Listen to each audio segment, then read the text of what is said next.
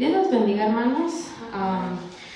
Vamos a dar inicio a este servicio del día de miércoles, el primer miércoles del mes de diciembre. Ya estamos así de cerquita para llegar al fin de año, si Dios lo permite. Vamos a orar, vamos a pedirle al Señor que nos dé la dirección. Padre nuestro que estás en los cielos, Señor, gracias porque tú eres bueno, Señor, gracias porque nos has permitido llegar aquí con bien, Señor. Te pedimos por aquellos, Señor, quienes aún no han llegado, que tú les traigas con bien, que les cuides en el camino.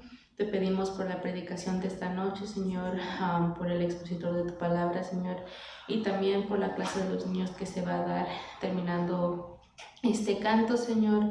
Gracias porque tú cuidas de nosotros, Señor, y, Señor, que nunca se nos olvide cuán maravilloso y cuán grande eres tú, Señor, y cuán misericordioso eres con nosotros, Señor. Gracias por todo, en el nombre del Señor Jesucristo. Amén. Vamos a entonar este himno para la honra y gloria de Dios.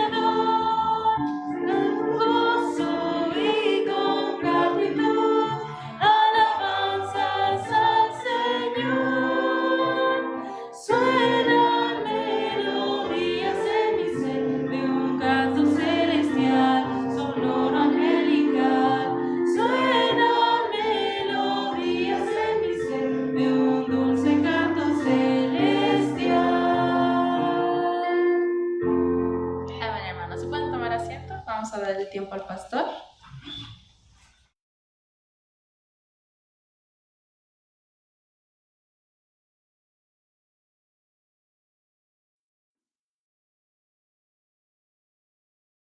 Buenas tardes, buenas noches.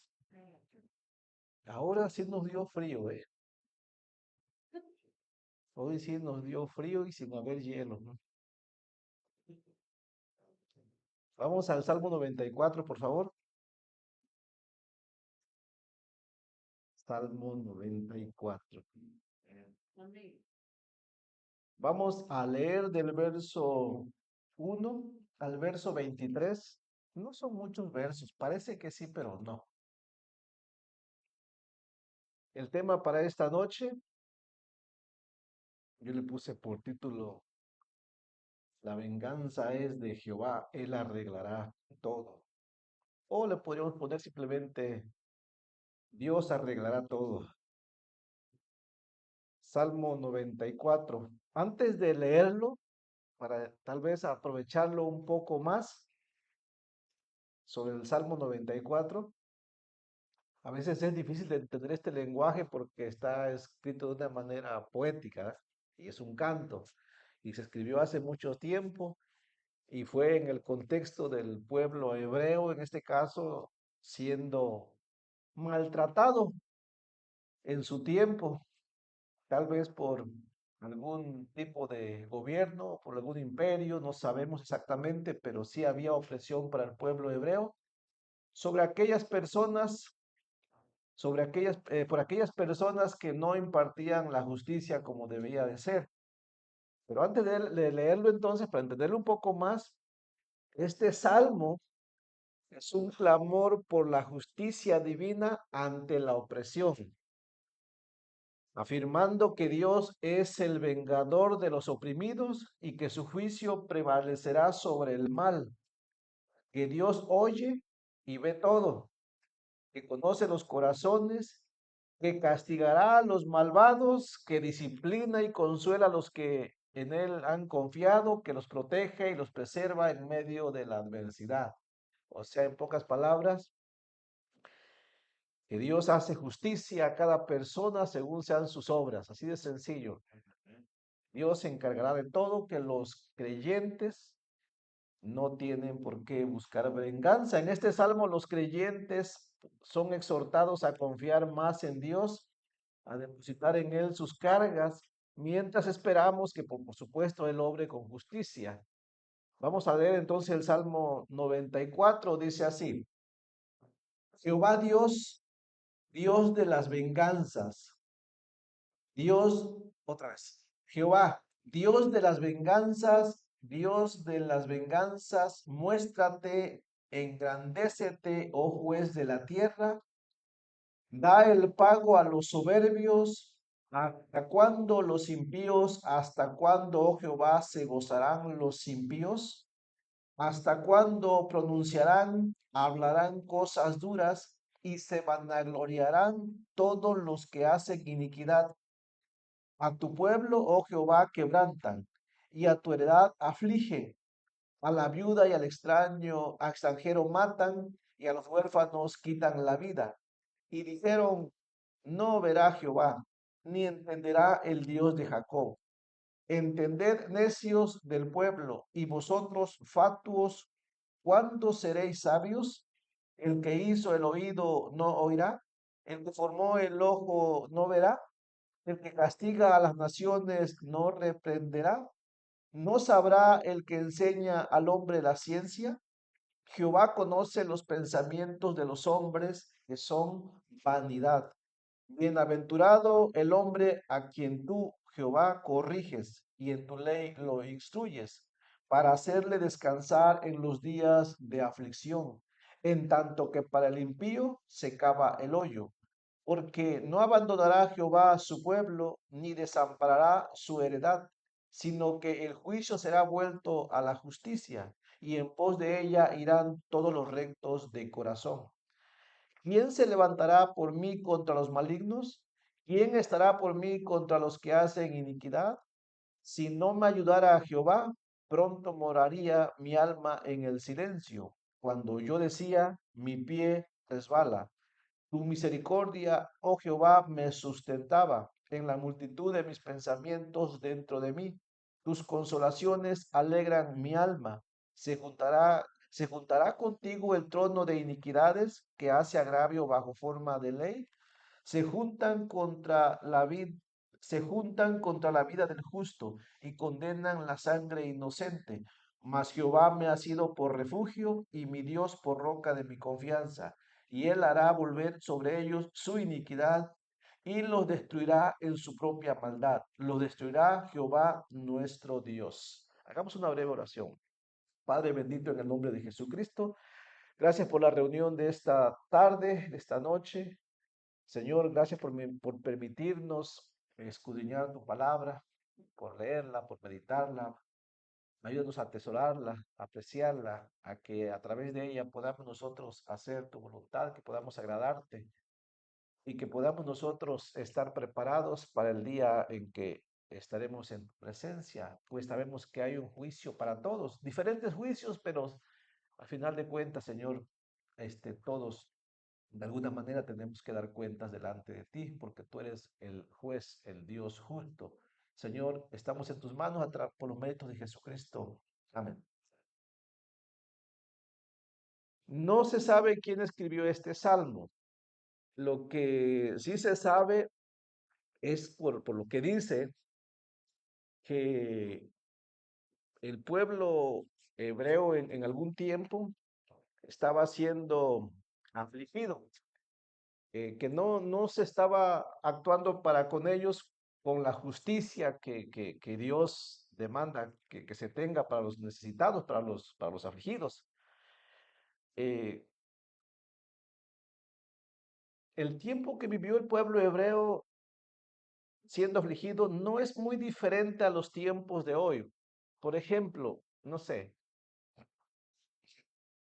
¿qué siente usted cuando mira o cuando experimenta que abiertamente se hace una injusticia? ¿Qué siente en su corazón cuando usted no hizo nada, eh, que nada contra la ley, nada contra nadie, y aún así, de alguna manera, a usted tiene que pagar las consecuencias? ¿Qué siente contra las injusticias? ¿Qué siente, no? Ira, coraje, ¿no? Ganas de venganza, ¿no? Y cuando usted y yo no podemos, no tenemos ni siquiera la capacidad de vengarnos, o sea, que bien quisiéramos, pero que no podemos, ¿qué otros pensamientos vienen, no? No sé, a veces carnalmente dices, si no me puedo vengar, entonces uno a veces, no sé, si me pasa nada más a mí, ¿no? Es un pensamiento. A veces uno como que hasta uno a punto de resbalar, ¿no? De decir, bueno, si no puedo con la injusticia, pues me uno a ella, ¿no? No sé, usted sabe, ¿no? Asab fue un hombre que se sintió tentado a resbalar cuando miraba la prosperidad de los malos, ¿no? Resbalar significa que él quiso, como decir, si yo que hago lo bueno no me va bien, pues voy a terminar haciendo lo malo. Y a veces contra las injusticias podemos pensar así. O sea, me quiero vengar, pero ni siquiera puedo vengarme. ¿Saben qué? Entonces, si el bien no es retribuido y el mal sí, ¿qué viene el pensamiento? Pues hagamos males entonces, ¿no? Es decir, si la supuesta justicia premia la injusticia, entonces, ¿qué dice el hombre?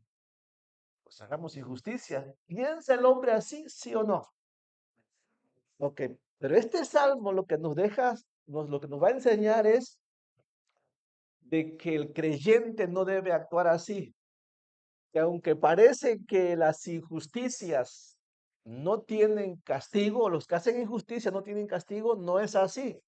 Que hay un Dios justo, un Dios santo, un Dios todopoderoso, un Dios que ve todo y que algún día se va a encargar de todo. Y que el creyente tiene que aprender a confiar, que aunque confiar y esperar parece pesado y malo, en realidad dice Dios que Él lo utiliza aún para aumentar nuestra fe. O sea, de eso habla el Salmo 94, ¿ok? Dejar a Dios todas las cargas, todas las cosas que son difíciles aquí en la tierra, especialmente con las injusticias. Dejar todo a Dios, Dios se va a encargar algún día. Y usted dice, pero ¿cuándo? De eso se trata la fe, ¿ok? Que hay que aprender a esperar a que Dios lo haga cuando Él lo crea, que ya es conveniente, que es necesario, pero dejarlo en las manos de Dios. ¿Sí entendemos? Así es que este salmo exhorta a todos los creyentes a seguir confiando en Dios, a depositar las cargas en Él mientras esperamos su justicia final, su juicio final, porque hay un juicio. ¿Sí entiende usted que hay juicios? Hay juicios para el creyente. Si hay juicio para el creyente, imagínense, se llama el tribunal de Cristo. ¿Creen ustedes que no va a haber juicio para el no creyente, para el inconverso? Sí, claro que va a haber un juicio, ¿ok? Bueno, vamos a empezar entonces con el verso número 1 al verso número 3. Vamos a dividir el salmo en partes. Del verso número 1 al verso número 3, vamos a ver cómo el salmista hace un clamor a Dios para que se presente Dios tal como es, ¿ok? Y el salmista le llama de dos formas. Le llama el Dios de las venganzas o el Dios vengador y le llama el juez de toda la tierra. Dos términos para Dios que son reales, ¿ok? Dios es un Dios del vengador en el buen sentido y también es Dios juez, pero un juez verdadero, ¿ok?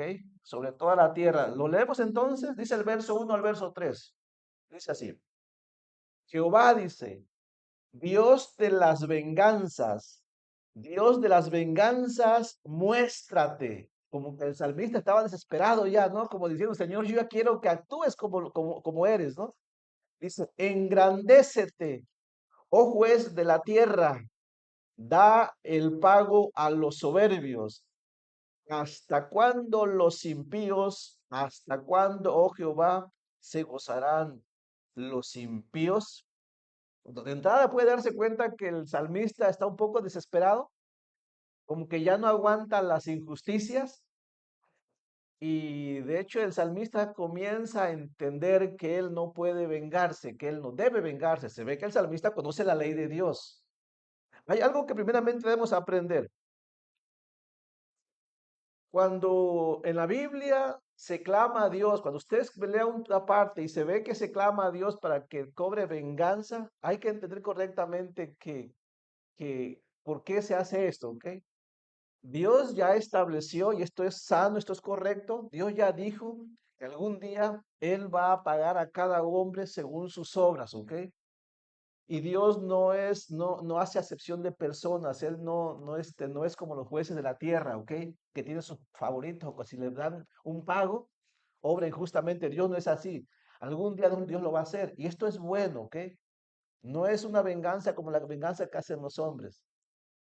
La palabra venganza, desde la perspectiva bíblica, la venganza cuando se atribuye a Dios es a menudo mal interpretada en el sentido de revancha, ¿no? O como si Dios fuera un ser vengativo, como si Dios estuviera teniendo un berrinche por algo que le hicieron, ¿no? Pero esa no es la venganza que Dios aplica, nosotros sí. Sí, cuando usted y yo nos queremos vengar, es porque algo nos hicieron y no nos gustó y nos sentimos así como hacemos un berrinche, ¿no? Me la hizo, me la paga y me voy a vengar, no porque sea justo o injusto, no, me voy a vengar porque me la hizo y me dolió. Pero Dios no actúa así, ¿ok? Así actúa el hombre. Y a veces cuando en la Biblia leemos que Dios es el Dios de las venganzas, a veces pensamos, Dios es Dios de la venganza, pero Dios es santo, ¿cómo puede vengarse? Porque estamos malentendiendo el término venganza atribuido a Dios, ¿sí me entiende? Entonces, ¿qué es la venganza desde la perspectiva divina? Bueno, desde la perspectiva bíblica, cuando Dios se va a vengar, significa que Dios defiende la ley, su ley, ¿ok? Lo que Él estableció como correcto. Y hacer justicia a aquellos que han sido maltratados. Dios es omnisciente, Dios es santo, Dios es justo, Dios es capaz de juzgar los motivos, así como las acciones, y lidiar sabiamente, justamente con situaciones y con personas. Dios creó una ley, ¿ok? Tanto para el mundo como para las personas que en él habitan. Y Dios tiene que defender esa ley, porque eso es correcto. Dios no va a vengarse en el sentido de que está haciendo berrinche por algo que le hicieron, ¿ok? Dios sí puede mm, traer una venganza. Aquí habla la venganza de hacer justicia, ¿ok? De pagar a uno cada según sus obras. Dios sí lo puede hacer porque Él sí sabe cómo hacerlo. ¿Por qué? Él no lo va, él sabe lo que tiene que hacer porque es omnisciente. O sea, Él conoce todo y tal como pasó. ¿Sí me entiende? Si va a traer, va a hacer justicia hacia alguien, es porque él sabe lo que ese alguien, sí, no es como los jueces terrenales, que ni siquiera saben, que llegan a un veredicto y que ni saben, ¿no? Que los engañaron ahí con falsas pruebas muchas veces. Con Dios no es así porque él sabe qué hace cada persona. Él es omnisciente, ¿ok? Y él no hace injusticia porque él es santo, ¿ok? Él no puede pecar haciéndole un injusto juicio a alguien. Él es sabio, o sea, Dios sabe exactamente cómo hacerlo. ¿Sí entendemos? Entonces, Él lo va a hacer. Por eso en la Biblia, Dios no permite o no deja lugar a que los hombres se venguen. Hablando especialmente de los creyentes, nosotros no podemos vengarnos, ¿sí me entiende? Cuando nosotros intentamos hacerlo, estamos ya pecando contra Dios. Dios prohíbe que el hombre se vengue. ¿Ya se entiende por qué? ¿Ok? Porque usted no es omnisciente. No sabe lo que pasó muchas veces. Usted no es completamente, o sea, usted no actúa con santidad todavía como deberíamos hacerlo, que somos hijos de Dios. Nos equivocamos, ¿cierto? No somos todavía tan inteligentes, no somos sabios como deberíamos de serlo. Así es que Dios deja todo esto dice que lo dejemos todo en sus manos. Por ejemplo, Romanos 12:19 dice así, lo voy a leer, Romanos 12:19 dice, No os venguéis vosotros mismos, escribió Pablo a los romanos. No os venguéis vosotros mismos, dice, amados míos, sino dejad lugar a la ira de Dios, que por cierto es una ira santa, ¿ok? Dejad lugar a la ira de Dios, porque escrito está, mía es la venganza, yo pagaré, dice el Señor. Romanos capítulo 2 en el verso 19. En Hebreos capítulo 10 en el verso 30 también dice así, Hebreos 10:30 dice, pues conocemos al que dijo, mía es la venganza, yo daré el pago, dice el Señor. Y otra vez, el Señor juzgará a su pueblo. Así es que cuando la Biblia habla de que Dios se vengará, significa que Él va a hacer un juicio, que Él se va a encargar, ¿ok? De dar a cada uno según lo que ha hecho. ¿Sí entendemos esa parte? Ese es el tipo de venganza del que habla la Biblia. Porque Él es el Dios, Dios, el juez justo de toda la tierra. También lo dice ahí en lo que acabamos de leer, ¿cierto? Leemos en el verso 1, Jehová, Dios de las venganzas, muéstrate, dice, engrandeced, oh juez de la tierra, dice, Dios es el juez de la tierra también. Significa que Dios es la máxima autoridad de la justicia. Establece la ley y juzga a las personas según sus acciones. Los juicios de Dios son perfectos y justos, ya que no muestra parcialidad. Dios es el que dicta las leyes que rigen el universo y la humanidad, y Dios se va a encargar de que cada uno sea responsable de ello. En el Nuevo Testamento, Jesús es visto como el juez que administrará el juicio final, por cierto, ¿ok? Lo voy a leer, está en Hechos capítulo 10 en el verso 40 al 43, dice así, hablando de Jesucristo. Dice, a este levantó Dios al tercer día e hizo que se manifestase no a todo el pueblo, sino a los testigos que Dios había ordenado de antemano. A nosotros que comimos y bebimos con él después de que resucitó de los muertos. Y nos mandó que predicásemos al pueblo y testificásemos que él es el que Dios ha puesto por juez de vivos y muertos. De este dan testimonio todos los profetas que todos los que en él creyeren recibirán perdón de pecados por su nombre, ¿no? Así es que de hecho, por eso en el Evangelio sabemos que nadie puede ser salvo si no pone la fe en Jesucristo, porque a Jesucristo Dios dio la autoridad de ejercer todo juicio, ¿ok? En segunda carta a Timoteo capítulo 4 en el verso 1 también dice, dijo Pablo a Timoteo, te encarezco delante de Dios y del Señor Jesucristo que juzgará a los vivos y a los muertos en su manifestación y en su reino. Así es que de entrada, si en este tiempo estamos o llegamos a sufrir alguna injusticia, especialmente vemos las injusticias más terribles, desgraciadamente, a través de los gobiernos, ¿no? Bueno, ¿qué vamos a hacer? Bueno, no podemos vengarnos, ¿ok? No podemos vivir airados. Dios dice que Él se encargará de eso, ¿ok? ¿Cuándo? Algún día lo hará. Nosotros quisiéramos que fuera ya, ¿cierto? Pero no somos sabios como Dios. Dios tiene su tiempo. Él dice que le dejemos todo a Él. Él se va a encargar, ¿ok? De a todos aquellos que hoy en día hacen injusticias. Pero principalmente nosotros no podemos vivir queriendo vengarnos. No podemos vivir enojados. ¿Y por qué? ¿Por qué repito esto? Porque especialmente en estos tiempos muchos estamos bien enojados, ¿no? O muchos están bien enojados, ¿cierto? Sí, llegamos enojados, salimos enojados. ¿Y por qué? Porque no están viendo las injusticias. Sí, sí, sí, causa enojo, ¿cierto? Bueno, repito, ¿qué vamos a hacer nosotros? No, Dios nos prohíbe que busquemos desquitarnos, ¿ok? En ese asunto. ¿Sí entiende? Dios quiere más bien que confiemos en Él, que Él se encargará. Así es que piensa, entonces, ¿qué hacemos? Pues clamar a Dios, ¿no? Señor, ayúdanos, ¿no? Danos paciencia, fortalézanos, guárdanos, protégenos, bendice a aquellos, Señor, salva a aquellos que hacen injusticia, ¿no? Ayúdales para que se arrepientan, porque algún día viene un día de tus juicios. Es lo que deberíamos hacer. ¿Saben? Lo triste es que a veces los mismos creyentes andamos ahí de revoltosos, haciendo levantamientos, y pensamos que eso es bueno. haciendo manifestaciones. Y sí, yo sé que eso es bueno. No, según la Biblia, no. Sí, yo sé, muchos tal vez no estén de acuerdo, pero bíblicamente el creyente no puede hacer eso. ¿Ok? Ah, si usted lo hace otra cosa, pero bíblicamente es una forma de, no sé, yo tengo otras cosas, aunque el creyente debe ser diferente, ¿ok? ¿Sí me entiende? La Biblia nos demanda que nos sometamos a las leyes terrenales, aunque no nos agraden, ¿cierto? Nos agradan muchas veces, no, porque son injustas, pero hay que someterse por causa del Señor. Pero ¿qué pasa con ellos que son injustos? Dice el Señor, mía es la venganza. Yo, yo pagaré. Así es que miren, si entendiéramos esto, nuestro corazón estaría más relajado, ¿no? Más tranquilo, ¿ok? Dejando esto al Señor, que Él se encargue, ¿no? ¿Y por qué no podemos vengarnos? Miren, porque si lo comenzamos a hacer así, vamos a terminar como estas religiones tan extremistas, que si la gente no es como ellos y como su Dios, te matan. ¿Cierto o no?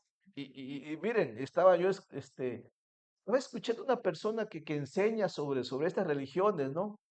Como los musulmanes y el Corán, y me llamó la atención porque estaba citando algunos textos del Corán y yo no había leído realmente algunos textos del Corán, pero él estaba diciendo, ¿saben por qué cuando ellos atrapan a alguien que ellos consideran infiel según su religión o rebelde según su religión, su enemigo de ellos según su religión porque aplican la religión, ¿por qué empiezan por cortarle los dedos y después la cabeza?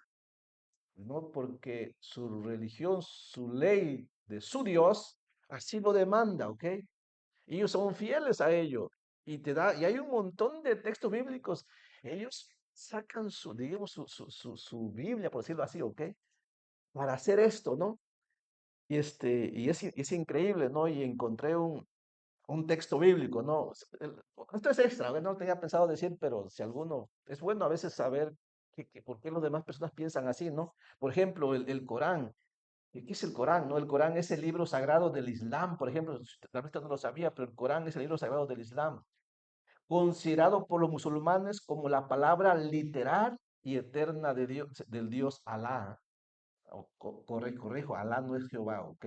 Alá es otro Dios de ellos, ¿no?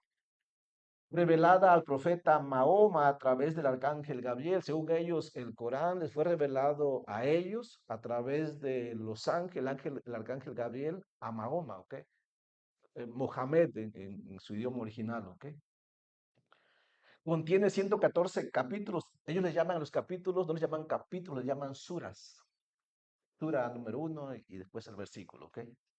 Aproximadamente 6.236 versículos y es una guía fundamental para la fe de ellos. La ley y la vida diaria de los musulmanes, ¿ok? Es la base de su fe, dice la información que tengo y de su estilo de vida, utilizado no solo para oración, sino como una guía para la conducta y las leyes islámicas, ¿no? Lo interesante es que según ellos, esta revelación del Corán se le dio a través de un arcángel a Mohamed, o que es Mahoma, en un tiempo que estaban en pelea con las naciones vecinas, especialmente con Israel, ¿no? Y supuestamente que Dios les reveló y eran instrucciones como para la guerra, ¿no? Si pelean contra ellos, vayan y mátenlos, ¿no? Pero lo siguen aplicando a la vida diaria, ¿no? Como que todavía están en pelea contra todos. O sea, era una pelea literal, pero ahora se acabó esa pelea y ahora llevaron esa pelea todos los que no son musulmanes, ¿no? Y tienen que aplicarlo. Por ejemplo, lo que dice capítulo 8, verso 12, o el Sura 8, verso 12. Dice así, recuerda, oh Mohamed, bueno, ese está en español, ¿ok? Recuerda, oh Mohamed, dice, cuando tu Señor inspiró a los ángeles, estoy con vosotros, fortaleced a los creyentes, o sea, creyentes son los musulmanes en este caso, ¿ok? Con la buena noticia del auxilio de Alá, dice. Infundiré terror en los corazones de los incrédulos. Un crédulo aquí es todos aquellos que no son de la misma religión que ellos, especialmente los judíos en aquel tiempo. Dice, golpead a esto, dice, por encima, por encima del cuello, o sea, la cabeza, ¿no? Y en todos los dedos, dice. Y dice, sí, ¿sabes por qué ellos hacen esto cuando torturan a alguien? Ellos, número uno, dice, le cortan los dedos. ¿Por qué? Porque la ley de ellos lo dice. Y después la cabeza, ¿por qué? Porque la ley lo dice. Y si imagínense que usted y yo tenemos un Dios con un mensaje así, ¿no? Hey, prediquen el evangelio, ¿no? Y aquellos que sean enemigos, golpeenlos arriba y abajo, ¿no? Hasta que se mueran. ¿Ustedes se imaginan? ¿Sabe por qué son así? Entonces, es algo terrible, ¿no? ¿Qué diferencia hay entre el mensaje que tenemos de Dios y un mensaje que no es de Dios? Ahora, ellos piensan, ellos dicen que el Corán fue la última, consideran el Antiguo Testamento que usan los judíos, pero para ellos el Corán es la última revelación de Dios.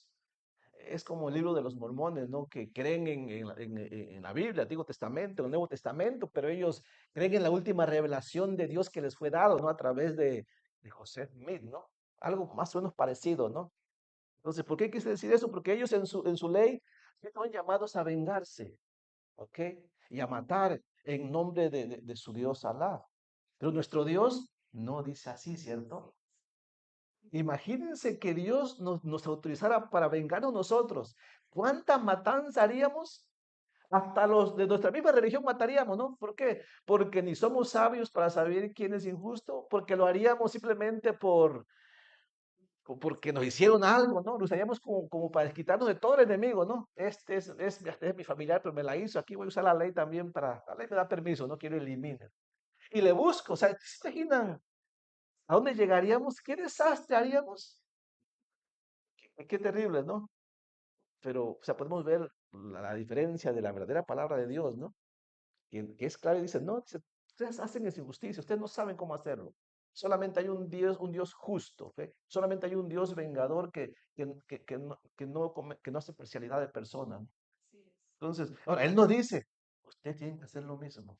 No pueden vengarse, no pueden, más bien, confíen en el Señor para que también no sean los que hacen injusticia, ¿no? Así empieza el Salmo número 94 del verso 1 al verso 3. Entonces, de ahí en el verso número 4 al verso número 7, el salmista nos va a hablar de la rebelión de los malvados. ¿Cómo son los malvados que le estaban oprimiendo? ¿Ok? Y que él quería vengarse, pero Dios le dice, no, dice, mía es la venganza, ¿no? Y le va a hablar ahí cómo son los malvados, ¿ok? Y por cierto, a esos malvados son conocidos con tres términos, ¿no? Son llamados fatuos, ¿no? Si dice ahí en el verso número 2 este, engrandécete, oh Jehová de la tierra, da el pago a los soberbios, usa la palabra soberbios, usa la palabra impíos, hasta cuándo, oh Jehová, se gozarán, dice, los impíos, ¿no? Más adelante usa la palabra fatuos también. ¿Qué es un soberbio? Bueno, un soberbio, según el significado, según la Biblia, un soberbio es el pecado fundamental de la autoexaltación, es del orgullo, de la arrogancia, que lleva a considerarse superior a otros y desear ser como Dios. Ese es un soberbio, ¿ok? Alguien que se exalta a sí mismo. ¿Y qué es impío en la Biblia? Bueno, en la Biblia un impío se refiere a una persona que carece de piedad, que no tiene temor de Dios. Por eso a los que no son salvos, a los que desprecian a Dios, les llama impíos. No tienen temor de Dios, rechazan a Dios. Son incrédulos, son hostiles, desprecian lo divino. Por eso digo, con este término se describe a los que no son salvos, ¿no? También se les llama fatuos. ¿Qué es un fatuo? Bueno, un fatuo significa una persona llena de vanidad, pero que no tiene, que es presuntuosa, pero que es ignorante, ¿no? O sea, no hay nada más terrible que alguien que es fatuo porque es ignorante, o sea, es altivo, pero ignorante. No conoce, no tiene fundamentos, ¿ok? Habla sin conocimiento. ¿Usted ha visto personas cuando les gusta hablar de cosas que ni conocen ni entienden? Es un fatuo, alguien que habla demasiado, que pretende conocer algo, pero no conoce nada. Y entonces a un afecto añádale arrogancia y añádale que es impío. Ustedes imaginan una persona así, lo terrible que puede ser. Ahora imagínense un juez que sea fatuo, que sea arrogante y que sea impío. Bueno, este es el tipo de persona que estaban oprimiendo al pueblo hebreo en ese tiempo, por lo cual se escribió el Salmo 94. Ahora, ¿creen que pasa eso en esos tiempos? Sí, muchos que están encargados de impartir justicia son altivos, son arrogantes, son fatuos, son impíos, no tienen temor de Dios. Imagínense cómo les va a ir a los que están siendo gobernados, que somos nosotros. Está terrible, ¿ok? Por eso este salmo es muy importante. Dice que los impíos hablan cosas duras. Dice ahí el verso número 4 al 7. Si lo leemos, dice así, el verso 4 al 7 dice, ¿hasta cuándo pronunciarán, hablarán cosas duras? Dicen que de estos hombres que están oprimiendo al pueblo, que gobiernan, que hacen injusticia, dice que pronuncian, hablan cosas duras. Esa frase, hablan cosas duras, significa que son insolentes en su forma de hablar. Eh, y dice que se vanaglorían. Todos los que hacen iniquidad, cuando dice que se vanaglorían, significan que se jactan cuando hablan. Insolente significa una persona arrogante, soberbia, descarada, que actúa con orgullo desmedido y falta de respeto.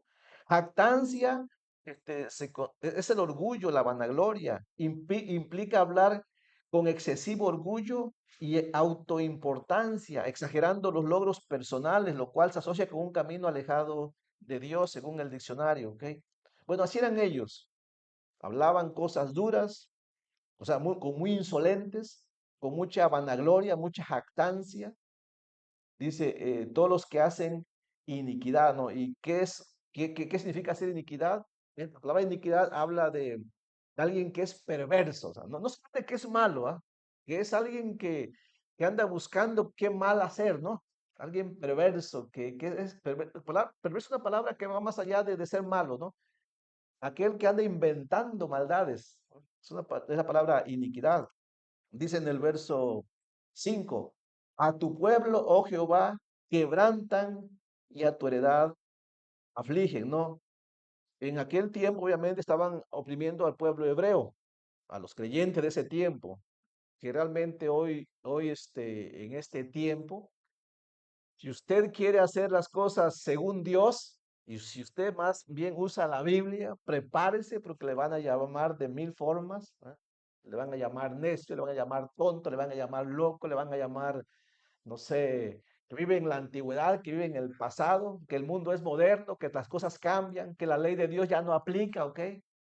Que usted es un retrógrada, que es un ignorante, ¿sí me entiende? Un montón de cosas simplemente porque usted quiere obedecer a Dios.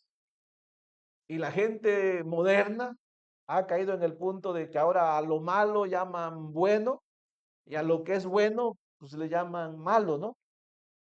Y es una forma de aflicción, ¿cierto? Porque nadie se quiere apegar a la ley de Dios, como no lo querían hacer en aquel tiempo. Por eso le dice a tu pueblo, oh Jehová, quebrantan, ¿no? Dice, y autoridad afligen. Y no solamente lo hacían con el pueblo de Dios, con aquellos que defendían lo que es bueno, sino que lo hacían con los más vulnerables. Alguien que es malvado, que es inicuo, que es perverso, abusa también de los de los que no se pueden defender. ¿Creen que eso pasa el día de hoy? Que se abusa de los débiles, de los que no tienen voz y voto, de los que no se pueden defender. Por eso son enemigos de Dios, por eso son inicuos, por eso son perversos. Por eso Dios dice, mía es la venganza, ¿ok? Porque viven sin temor de Dios. Miren lo que dice ahí en el verso número 6. Dice, a la viuda, imagínense, a la viuda y al extranjero matan. O sea, ¿quién hace eso, ok? ¿Qué líder que tiene como este encargo hacer justicia, en vez de hacer justicia, hace injusticia, están matando a los débiles, ¿no? A la viuda, al extranjero y a los huérfanos quitan la vida, ¿no? O sea, por eso el Señor dice que Él se va a encargar de todo esto, ¿ok? Son personas inhumanas, son ignorantes con respecto a Dios, porque en el verso número 7 dicen, todavía dicen ellos, ¿no? Fíjate, lo hacen y su pensamiento es este. Lea el verso 7. Y dijeron, no verá Jehová. Ja es una abreviatura de Jehová, ¿ok? Dice, y dijeron, no verá Jehová, ni entenderá el Dios de Jacob. O sea que, dice el salmista, que cuando alguien vive sin temor de Dios, y sin temor de Dios es alguien perverso, es inicuo, arrogante, ¿sí me entiendes? Es alguien malvado. Cuando alguien está en esa posición, dice que termina convirtiéndose en alguien que pierde la capacidad de razonar. ¿Dónde más leemos eso? Romanos capítulo 1, en el verso 17 en adelante. Alguien que decide rechazar a Dios es una persona que aún termina perdiendo la capacidad de entender. Lo que está diciendo a esa persona es de que lo hago, total, Dios dice, Dios no ve, Dios no entiende, o sea, Dios no sabe nada, ¿ok? Dios no se da por enterado de lo que está diciendo. O sea, así piensan ellos, ¿no? Son ignorantes respecto a Dios. Ellos dicen que Dios no se entera de nada, ¿ok? Y es que las personas que son así, yo creo que se acostumbran a sus ídolos, ¿no? Usted sabe, ¿no? Las personas que no tienen el temor de Dios ponen su confianza en los ídolos. ¿Pero qué es un ídolo? No es nada, ¿ok? Si es una figura de hombre, tiene cabeza y no piensa, tiene ojos y no ve, tiene orejas y no oye, tiene boca y no habla. Y ellos piensan que así es el Dios Todopoderoso, ¿no? Y hacen un Dios a su imaginación. Por eso, en el verso número 8 hasta el verso número 11, Dios les responde a través del salmista a los rebeldes que son llamados insensatos, que son necios, que son tontos, ¿ok? Y les habla fuertemente. Miren cómo empieza el verso número 8. Dice así, entended, necios, dice, del pueblo. Y vosotros, está la palabra, fatuos. ¿Cuándo seréis sabios? El salmista está hablando aquí de los malvados, ¿ok?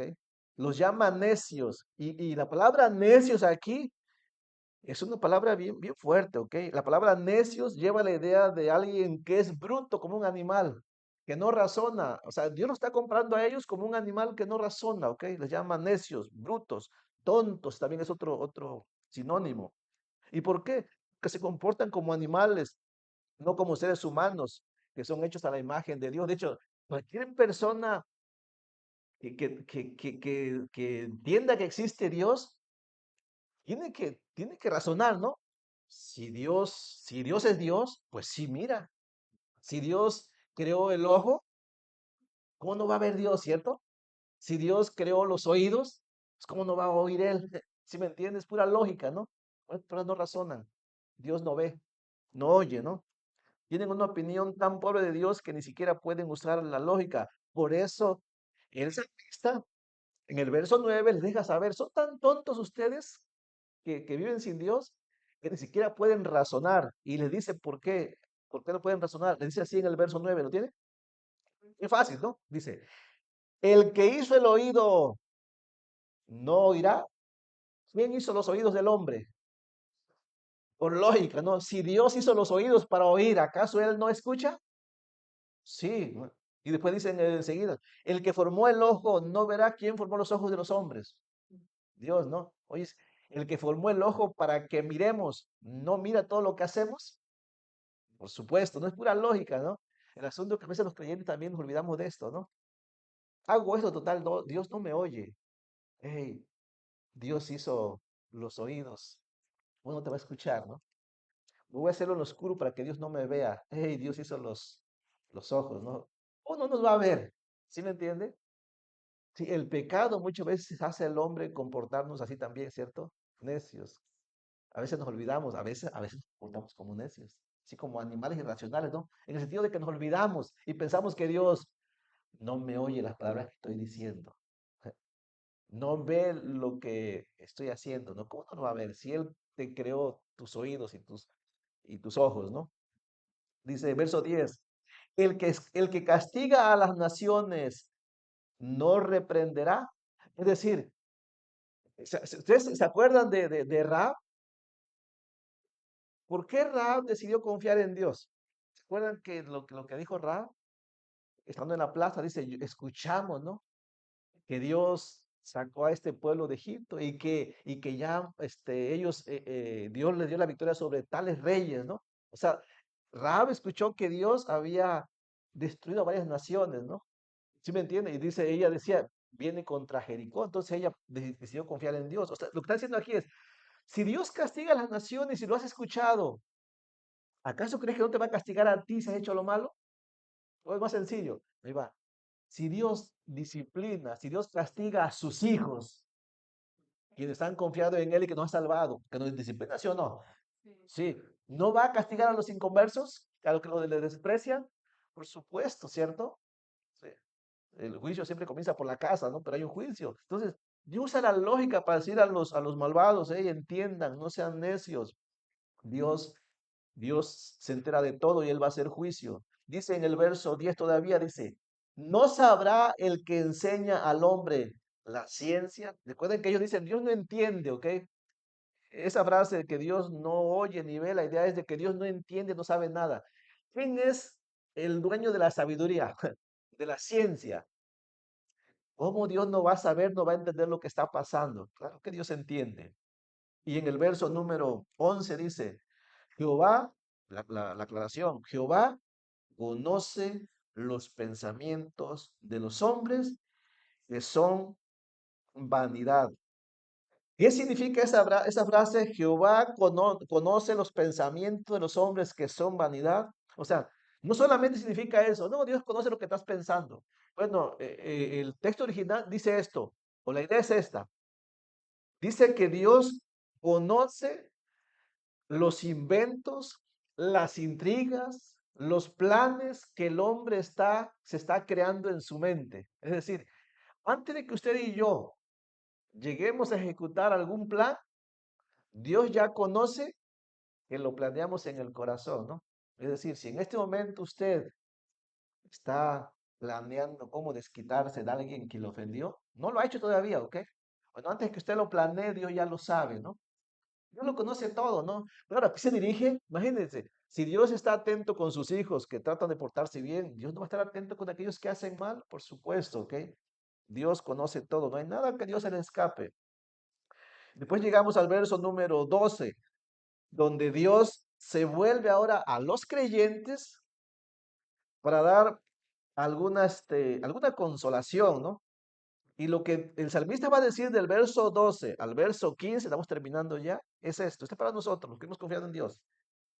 Que Dios instruye, que Dios protege, que Dios consuela a los suyos en medio de las injusticias. Es decir, que si en este tiempo nosotros vivimos injusticias, lo que debemos hacer es dejarnos, número uno, que Dios nos instruya, que Dios nos corrija, porque Dios es el que nos va a consolar también y Dios nos va a preservar en medio de las injusticias. Así es que si usted pregunta, ¿tengo que hacer en medio de tanta injusticia?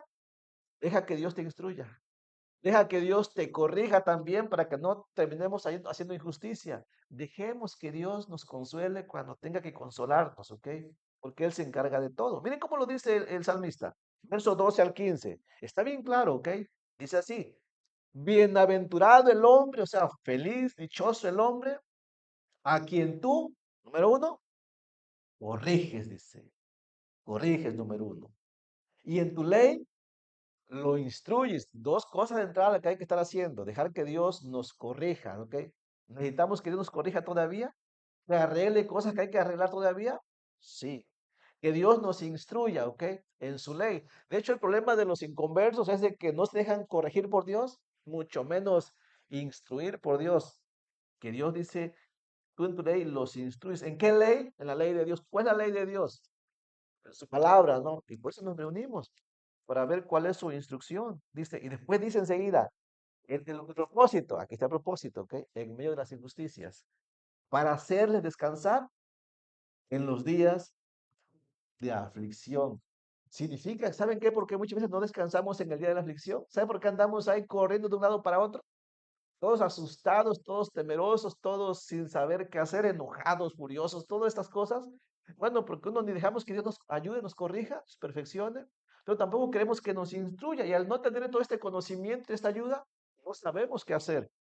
Así es que Dios dice que es para hacernos descansar en los días de aflicción, o sea, en los días de adversidad, y siempre hay días de adversidad, ¿ok?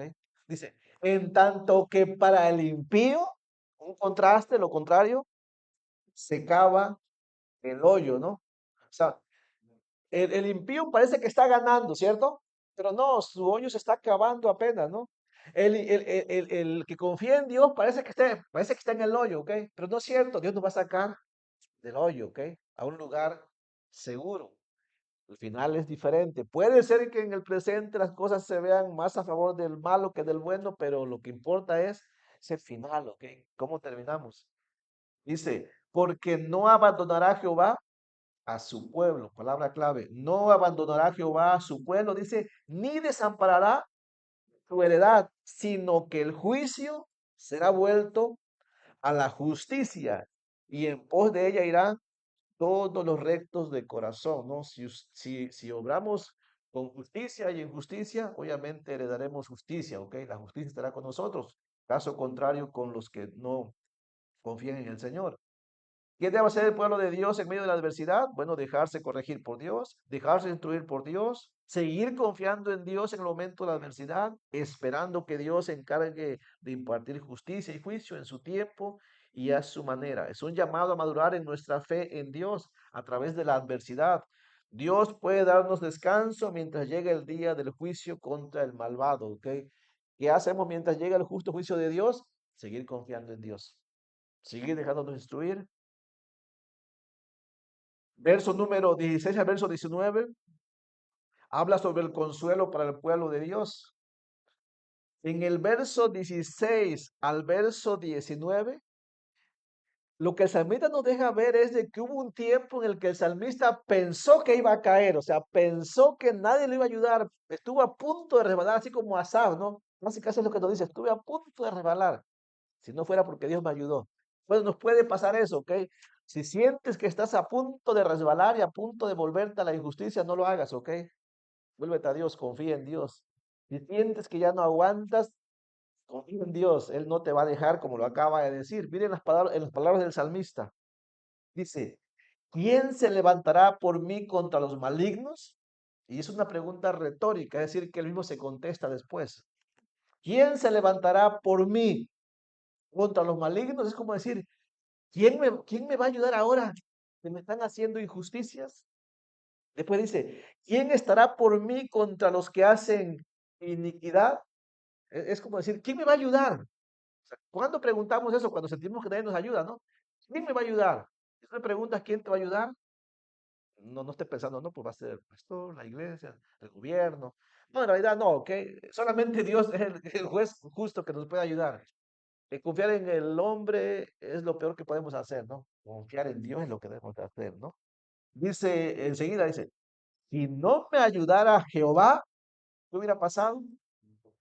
Pronto moraría mi alma, dice, en el silencio. Si no me ayudara Jehová, pronto moraría mi alma en el silencio. Cuando yo decía, mi pie resbala, o sea que el salmista sí sintió que estaba a punto de hacer lo incorrecto por tanta injusticia, como que quiso él tal vez hacer las cosas a su manera, no sé, pero dice él, si no me hubiera ayudado Jehová, ¿cuántas veces si Dios no nos hubiera ayudado, qué cosas no hubiéramos hecho, ¿no? Aquel día que estabas a punto tú ya de vengarte, ¿no? Y tal vez Dios te dijo, no lo hagas, ¿no? Y usted decidió mejor dar marcha atrás, ¿no? No sé, o sea, aquel día que usted dijo, no más, ya, hasta aquí, se acabó, no sé, algo que usted quería hacer, que usted sabía que estaba incorrecto. Usted que hacer las cosas a la manera, a su manera, ¿no? Piénselo. ¿Cuántas cosas hay que quisiéramos hacer a nuestra manera, ¿no? Piénselo. Y qué bueno que no lo hizo. Y ojalá que más adelante, cuando venga otra adversidad así, no lo haga, ¿ok? Que usted diga, ya no voy a hacer, ya, hasta aquí. Aunque Dios dice que no lo haga, ya me cansé. Piénselo, ¿ok? A veces me ha preguntado, ¿hasta cuándo tengo que aguantar? Hasta que vengan los juicios de Dios, ¿qué te parece? Sí, sí, sí, de eso se trata, ¿no? El Señor dice, mía es la venganza, yo pagaré. Y el salmista preguntó, ¿hasta cuándo? Pues sí, hasta que el Señor haga su justicia, ¿ok? Porque el Señor es sabio, Él sabe cuándo. Él sabe, conoce el momento preciso, no es en mi tiempo, es en el tiempo del Señor. ¿Qué hago mientras? Déjate guiar, déjate instruir, déjate corregir, ¿no? Déjate que te prepare, que te consuele. Pero es mucha injusticia. Sigue confiando en el Señor, ¿no? Se oye complicado, ¿no? Pero es lo mejor que podemos hacer. Cualquier otra cosa que hagamos es como convertirnos en los que no confían en Dios, que son llamados necios, vanidosos, arrogantes, fatuos. Eso es lo que es una persona cuando no confía en Dios. El salmista se pregunta y él mismo se contesta, ¿no? El salmista no niega su profunda perturbación por la existencia y acoso de los malvados. Sentía que podía resbalar y pecar, pero pronto Dios le ayuda dejándole saber que Él es su ayudador, el que le hará justicia. Y después, por último, en el verso número 20 al verso 23, nos habla sobre que Dios es la defensa de su pueblo. Dios es el que cubre a su pueblo, que protege a su pueblo. Esta es su promesa, que Dios nunca nos va a dejar, que Dios no se asocia con los malvados. Miren, algo muy común, ¿no? De repente, usted miramos, no sé, a los que gobiernan y decimos, ya apareció un buen gobernante. Un año después, se asoció con los malvados. ¿Lo ha visto? No, no, por fin conozca a una persona, por fin alguien que sí se ve que es fiel. Después ya se juntó con el infiel, hicieron una mancuerna, ¿no? ¿Esto es común, sí o no? Es muy común, ¿no? Pero Dios no hace eso. O sea, Dios es justo, Dios es vengador y Él no se asocia con los injustos. Ok, qué bueno, ¿no? ¿Los jueces hacen eso? Sí, normalmente sí, ¿verdad? Los buenos se juntan con los más malvados, ¿no? Pero en realidad los dos eran malvados, por eso se juntaron, ¿cierto? Pero como Dios es santo y perfecto, no puede hacer eso. Miren cómo lo expresa el salmista en el verso 20 al número 23. Dice, ¿te juntará contigo el trono de iniquidades que hace agravio bajo forma de ley? ¿Cuál será la respuesta? Pues no, ¿verdad? O sea, cuando dice ahí, se juntará contigo el trono de iniquidades, lo que está diciendo es de que a veces la maldad ocupa una esfera muy alta, o sea que a veces la maldad tiene una posición muy elevada como el gobierno, ¿no? Algo así, ¿no? Dice, algunos sistemas de gobierno y sus leyes están marcados realmente por la iniquidad. Ellos tienen comunión con Dios, por supuesto que no, ¿verdad? ¿Sí me entiende? Desgraciadamente a veces los que tienen que hacer justicia, o casi siempre los que tienen que hacer justicia tienen una posición muy alta, ¿cierto? Lo más terrible es cuando imagínense, ¿qué más terrible puede haber? Que si hay un malvado, se junte con otro malvado, ¿no? Y con todo ese poder, terminen haciendo injusticia con los más débiles. Qué terrible, ¿no? De hecho, así era en el tiempo del salmista, que los malvados son los que estaban en las posiciones altas y que se unían todavía, se unían fuerzas, o sea, para acabar, ¿no? Unían fuerzas para hacer injusticias. Qué terrible, ¿no? Por eso Dios dice, con justa razón, Dios dice, mía es la venganza, ¿no? Yo, yo pagaré. El colmo entonces es cuando los gobernantes usan las apariencias de la justicia como máscaras para hacer injusticia, ¿cierto? Llaman a lo bueno malo y a lo malo bueno. De hecho, el mundo lo sufrió y en el tiempo presente no es diferente, ¿no? Este tipo de maldad se une contra la vida de los justos, como dice allá en primera carta de Juan, capítulo 3 en el verso 13, lo voy a leer. Escuchen lo que dijo Juan 3:13. Esto no debería pasar, pero pasa, que a veces se usa la máscara de justicia para hacer injusticia, ¿no? Dice Juan 1:13, dice así, hermanos míos, dice, no os extrañéis si el mundo os aborrece, dice. Hay otro texto que, ok. Primera de Juan 1:6 dice, si decimos que tenemos comunión con Él, o sea, con Dios, y andamos en tinieblas, dice, mentimos y no practicamos la verdad. Esto es un principio, ¿ok? No, no puedes decir que tienes comunión con Dios mientras haces injusticia, ¿no? Como aquel que está haciendo injusticias y después dice, Dios nos bendecirá, ¿no? ¿Y por qué hicieron injusticia contra los pobres huérfanos? Porque la ley así lo dice. Dios nos va a bendecir por hacer esto. ¿Sí me entiende? ¿Cuántas personas hacen injusticias con una bandera de estamos haciendo lo que Dios dice, ¿no? ¿Lo has escuchado? ¿Cuántas veces se usa el nombre de Dios en vano en las injusticias para decir, Dios nos dará la victoria? Es terrible. Yo sé que usted lo ha escuchado, ¿cierto? Lo ha visto, ¿ok? Cuando los injustos se ponen esa careta de, estamos haciendo lo que Dios nos dice, ¿no? Imagínense. no defienden al huérfano, a la viuda, usan de su poder y todas estas cosas, ¿no? Entonces, los tiempos no han cambiado realmente.